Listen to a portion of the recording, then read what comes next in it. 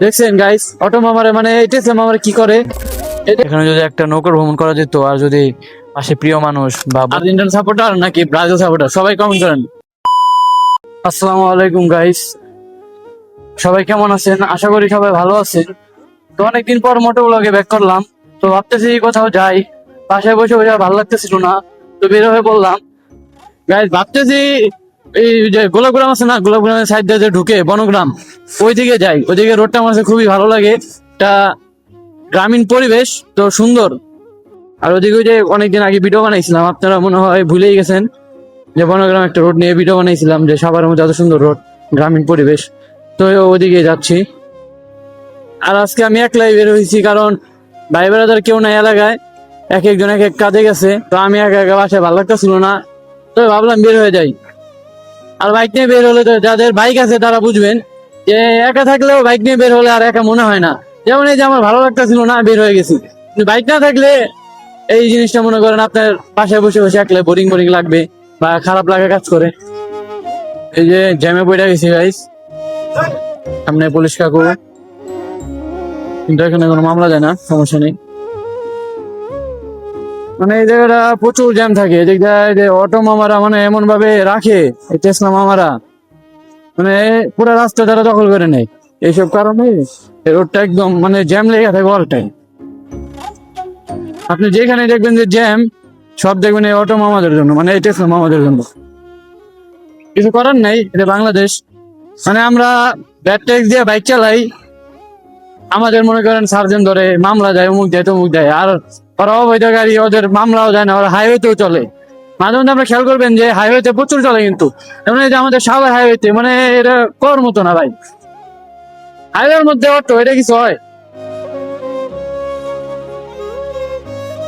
এই হাইওয়েতে অটোর জন্য মনে করেন প্রায় অ্যাক্সিডেন্ট হয়। এমনি এলাকাতে চল, সমস্যা নেই, কিন্তু হাইওয়েতে কেমনি কি? আর পুলিশও চায় চায় দেখে, কিছুই বলে না।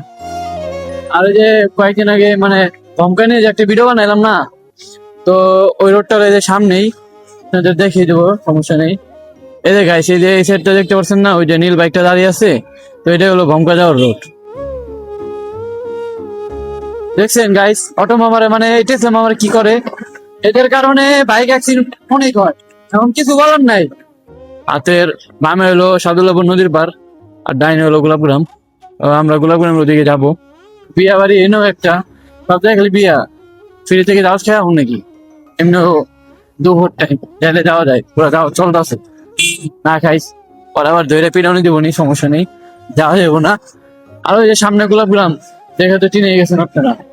আমি আজকে গোলাপগ্রাম ঢুকবো না, কারণ আমার গোলাপগ্রাম ভালো লাগে না তেমন। ভালো লাগবে কেমনে গাইস? গোলাপগ্রামে যারা আসে সব হলো জোড়া, আর আমি তো সিঙ্গেল। সিঙ্গেলদের জন্য গোলাপগ্রাম না। একদম পাহাড়ি একটা ফিল, দেখছেন? ভালো সেই, কিন্তু ওই যে লেক আইসল্যান্ড, মানে ওইদিকে হলো গোলাপগ্রাম।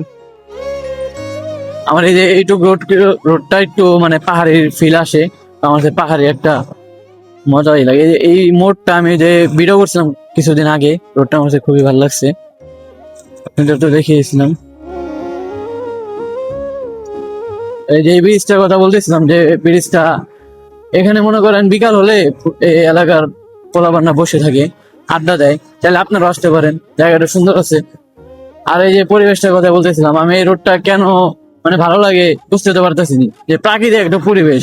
আর সামনে যত যাবেন তো তত আপনাদের কাছে গ্রামীণ একটা ভাইব আসবে। আর এই দিক দিয়ে চাইলে আপনারা আমিন বাজারে বের হওয়া যায় মনে হয়, আমি যতটুকু জানি, শিওর না। আমার কাছে রোডটা খুবই ভালো লাগে। আমি এই রোডে একদম মাথায় গেছিলাম অনেকদিন আগে, এই দিক দিয়ে একটা ভিডিও করছিলাম, তো একটা ভাই বলছিল যে ভাই আসলে নদ দিয়ে, চাইলে নামটা ভুলে গেছি গা, তো মনে নেই গা। মনে থাকলে ভাই আপনি যদি আবার ভিডিওটা দেখে থাকেন কমেন্ট করেন। এইদিকে দেখলাম ব্রাজিলেরও আছে, আর্জেন্টিনারও আছে। এখন আমার ভিডিও আপনারা কারা কারা দেখতেছেন, আর্জেন্টিনা সাপোর্টার নাকি ব্রাজিল সাপোর্টার, সবাই কমেন্ট করেন। দেখবো কোন দলের শক্তি বেশি বা সাপোর্টার বেশি। দেখছেন এখানকার পরিবেশ কত সুন্দর, একটা গ্রামের ফিল আছে না গাইস? এই দেখেন কত সুন্দর, এই যে মাচায় বসে আছে মুরব্বীরা গাইস, এই যে দেখেন কত সুন্দর লাগে, একদম অন্যরকম। বনগ্রাম সরকারি প্রাথমিক বিদ্যালয়, এখানে হলো কাজ চলতেছে। তো সামনের দিকে আর যাবো না, ওই যে সামনে একটা ব্রিজ, আর ওদিক দিয়ে ওই যে আমিন বাজার যাওয়া যায়। আপনাদের এদিকে থাকি, নদীর পাড়টা একটু ঘুরিয়ে দেখাই। ঢাকা ওয়েস্টার্ন ভ্যালি ক্রয়সূত্রের মালিক। এখানে মনে হয় কোনো প্লট আকারে কোনো কিছু করবে, আমার কাছে তেমনটা মনে হইতাছে। সামনে হলো নদী, এদিকে একটা নদীর ভিউ আছে। আর ওই যে ওই সামনের দিক দিয়ে আপনারা ইতে যেতে পারেন, ওই যে সাদুল্লাপুর বললাম না, এটা ওই নদীটাই, ওদিক দিয়ে গেছে আর এদিক দিয়ে আসছে। এটাও একটা ঘোরার প্লেস, আপনারা চাইলে আসতে পারেন। এখানে মনে হয় মানুষ ঘুরতে আসে বেশি, দেখি ওদিকে যাই। ওদিকটা বাইক নামাইছে আগেও।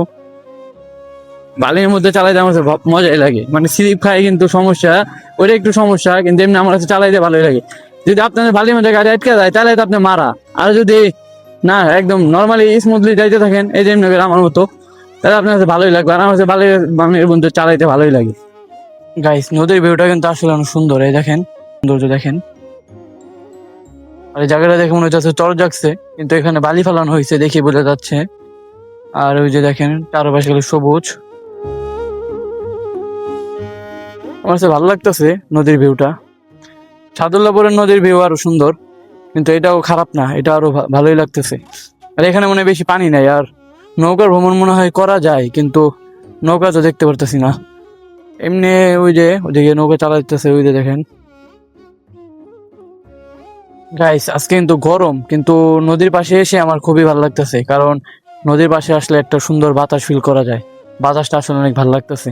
আর নদীর ভিউ তো না বললেই নয়, একদম অস্থির। দেখতে পাচ্ছেন, এখানে যদি একটা নৌকার ভ্রমণ করা যেত, আর যদি পাশে প্রিয় মানুষ বা বন্ধু বান্ধব থাকতো, তাহলে কিন্তু একদম জমে যেত। তো ভিডিওটা আপনাদের কেমন লাগছে অবশ্যই কমেন্ট করে জানিয়ে দেবেন। দেখা হবে পরবর্তী কোনো নতুন ভিডিওতে। সে পর্যন্ত ভালো থাকবেন। আল্লাহ হাফেজ।